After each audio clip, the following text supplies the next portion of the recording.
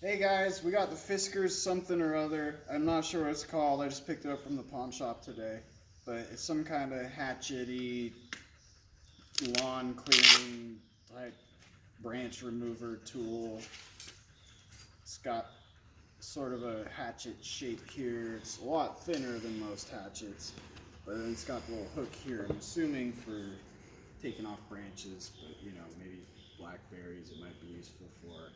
I'm not really going to get into it too much on what this may or may not be designed for. I'm here to break it. So I'll show you kind of what it does on some normal type stuff. First, I've got just this little 1/2 inch by 2 inch or so piece of wood. It's kind of old, but so you can see it showed up pretty sharp. It's not the best thing for whatever you call this. I'm not exactly making a fire stick, but I just wanted to kind of show you the edge it came with. Didn't really bring any paper to slice up, but it's pretty sharp. It's got a really thin edge that's hollow ground on this bevel. Not sure why. I think it would have been a lot more durable if they'd flat ground it, or saber, I guess, technically. But it's also got a little bit of a taper on the backside here on the spine. So maybe that helps it go all the way through things when you're trying to chop at them. So we're going to chop this up a little bit.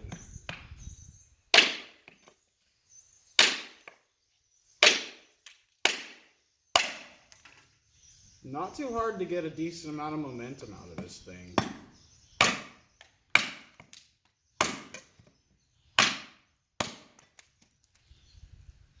So it does a decent job chopping. It feels like it's got just the right amount of heft that you can really whip that weight into stuff. And the relatively thin design helps it sink deeper. Alright, we'll move on to something a little bit heavier duty.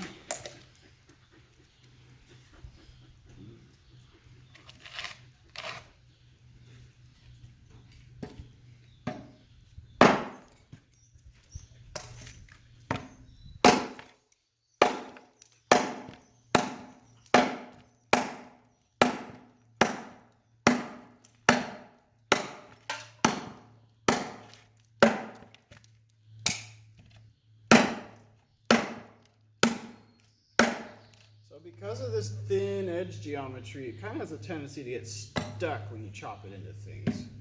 Whether that's relevant to you or not, just so you know. Or it has a tendency to get stuck, or just kind of sit there and not really bite at all. So I don't know if that's the different layers of wood coming into play. Not sure. Just kind of listing off stuff I'm noticing.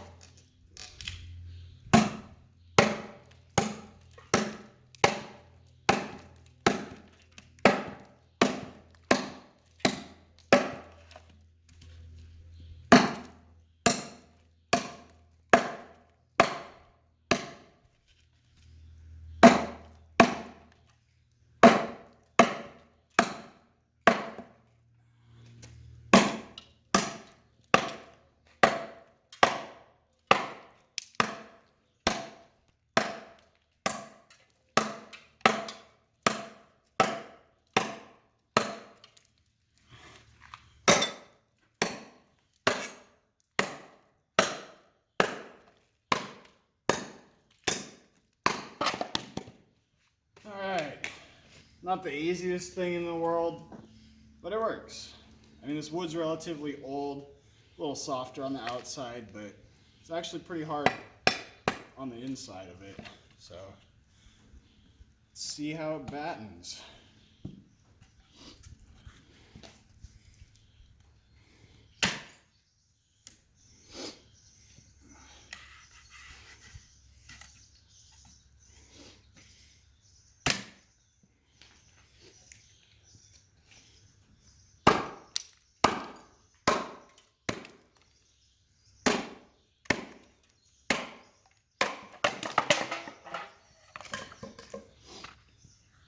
Not bad.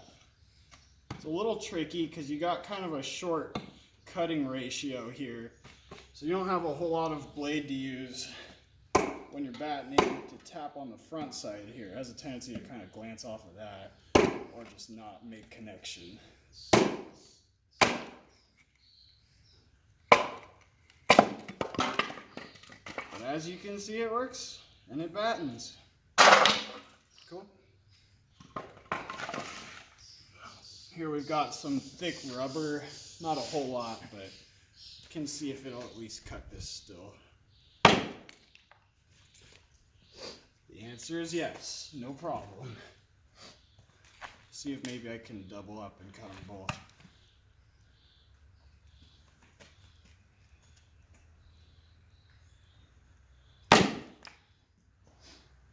I don't want to go get them, but yes, they both cut cleanly in half. Got a little bit of hard plastic. It's a little bit thinner in this area. It's a little thicker down here.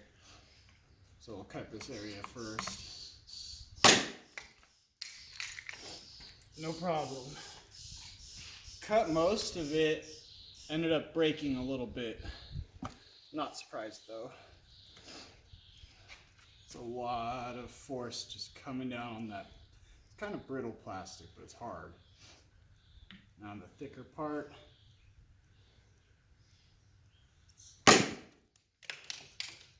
No problem at all.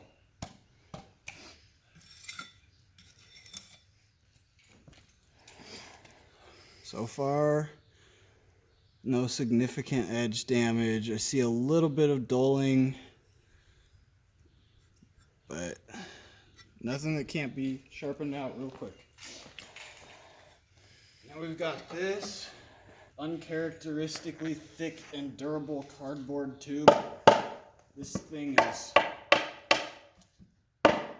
intense. I saved this for after the wood because the wood's old and admittedly didn't feel as substantial, I guess, as this does.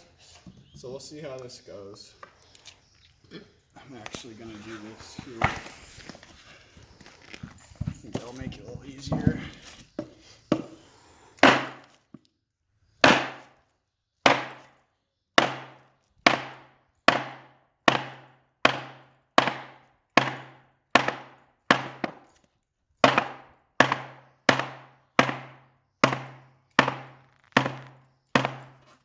Really having trouble getting through all this.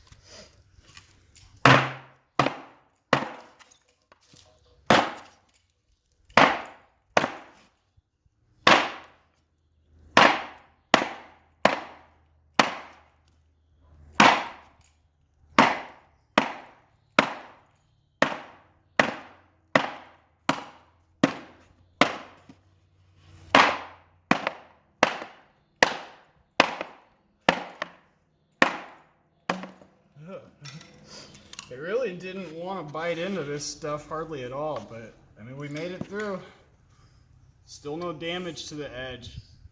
Some definite little spots where it's lost the edge, but no chipping, no rolling, nothing like that. Okay.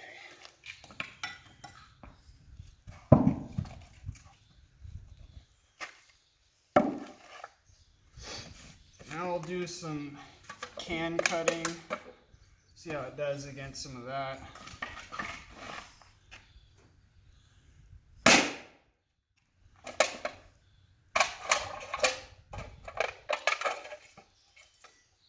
So it's not that it had any trouble going through the can, it's just that I hit the wood kind of like this instead of like this. We'll try again.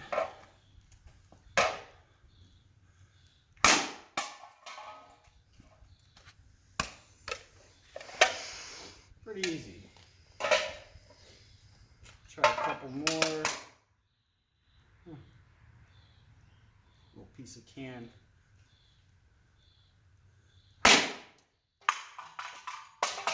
Easy peasy. Try one standing up.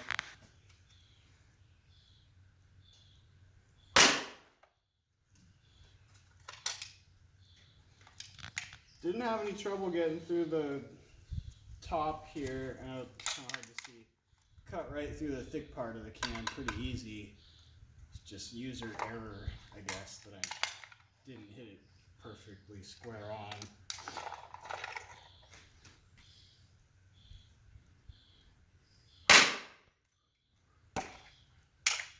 Again, no problems. No damage to the edge.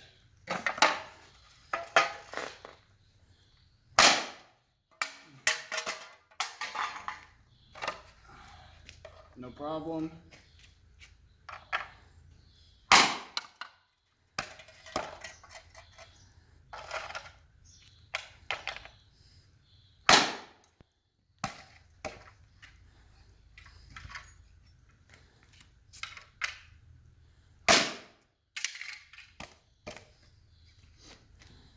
No problem, no edge damage. And I'm really not getting a whole lot of shock in the hand either. This handle, it's kind of, the black part is sort of hard plastic with some texture, and this is more of a rubberized feeling, but it's not very squishy. I mean, just enough you can feel your fingers sink in a little bit when you push really hard, but overall does a good job.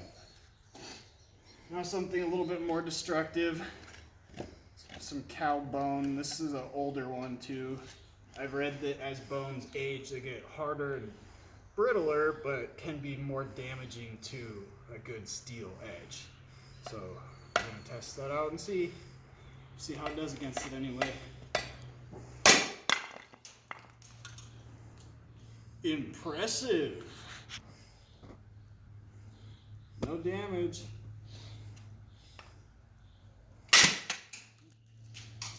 A little bit of a glint there, kind of glanced off of it. Still no damage. Oh, actually, down here we've got a little teeny tiny chip on the edge. Let's see if you can see that. For reference, I did this once with a 1095 high carbon steel Bowie knife from Benchmade, and after a few whacks, it had a chip in the edge about the size of half of a dime. So, in my opinion, that should never happen with 1095 from a reputable company, but whatevs. I'm really impressed by how this is going through bone. I mean, that hit was pretty well centered, and there's nothing. There's no dings, there's no rolls.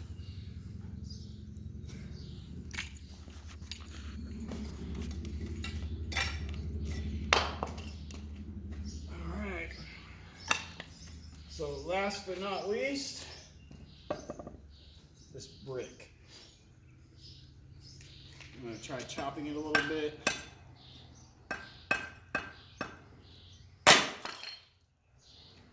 Well,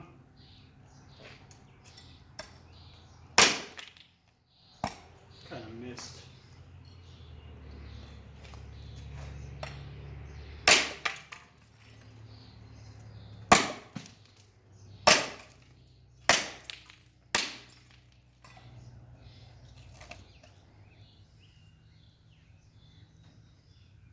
Looks good. Not a whole lot of damage. Can't really see if it's damaged even or if it's just gunk kind of stuck on it, but if it is damaged, it's small enough that that's going to be real easy to fix. Okay. Now for my last most abusive test, I'm going to take the blade and put it right between these holes so I get the most brick I can. I'm going to batten it with this other brick. Get it centered.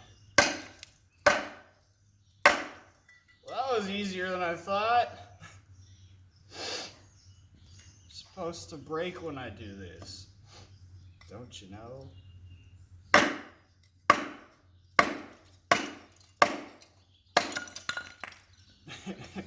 Not you. You're supposed to break.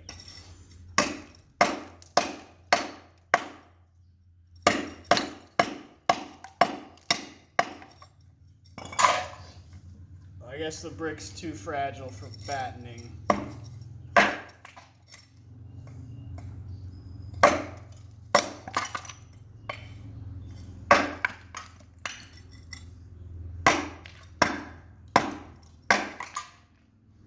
Wow.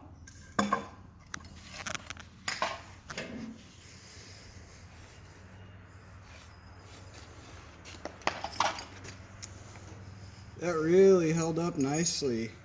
I mean, there's hardly anything going on the edge. I feel a little bit of like a chip or something right there. But really, I mean, it's still sharp. Not crazy sharp. I mean, it's not like slicing my fingers open, but definitely still chop with it. So our last test is gonna be this little piece of steel. I'm not sure what grade it is, but it's a little thicker than our Fiskars. So we'll see how it fares. I don't have good predictions.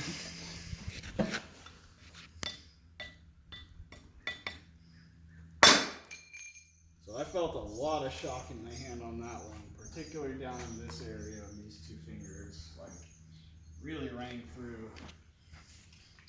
Well, so you can see here, we bent it, hit it right here, cut into it even a bit.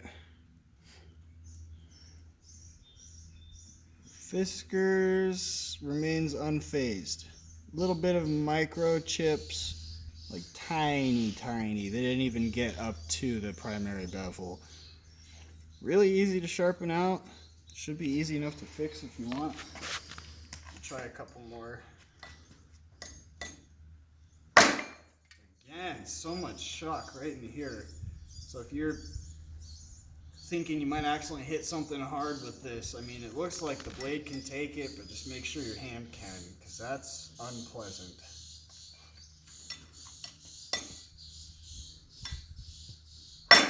Ow. So I tried holding it a little different that time and seeing if just letting it kind of pivot in my hands would help. And that just, I felt it all right here, and that was not comfortable. The metal's bending every time. The edge is fine. I mean, you definitely want to touch it up after all that, but it's 100% usable, functional, serviceable. I know I called that the last test, but I think I want to do a couple of pry tests just to see. It's going to be kind of tricky, so I imagine this won't stab very well, being that that's not what it was designed for.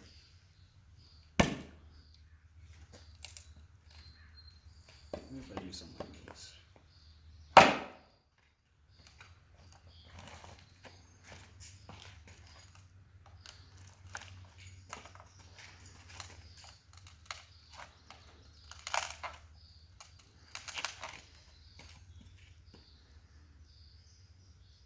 Still pretty straight. Doesn't look like it took a set. Definitely didn't feel very stable while I was doing those big flexes on it, but I mean, I couldn't tell if the blade was about to snap or if it was about to just pop out of the wood. We'll try again and see.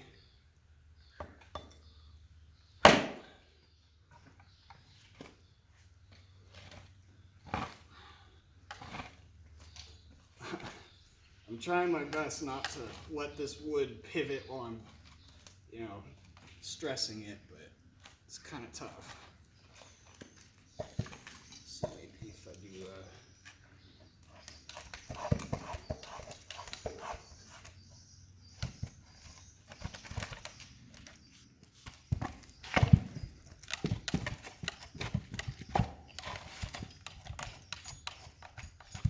serious amount of flex in it right there. I'm kind of surprised it's held up so well. I mean, I am and I'm not, because I know Fiskars is a reputable company, pretty good reputation. But it being so thin with the hollow ground edge, I didn't think this would survive so well. I'm impressed. I think the MSRP on these is about $50, but I'm sure you could find better deals depending on where you scour the internet. I think it's worth it. if this looks like a tool you're going to use and could get good use out of, and want something you're not scared of breaking or just dinging up and making ugly, I think it's a good serviceable tool.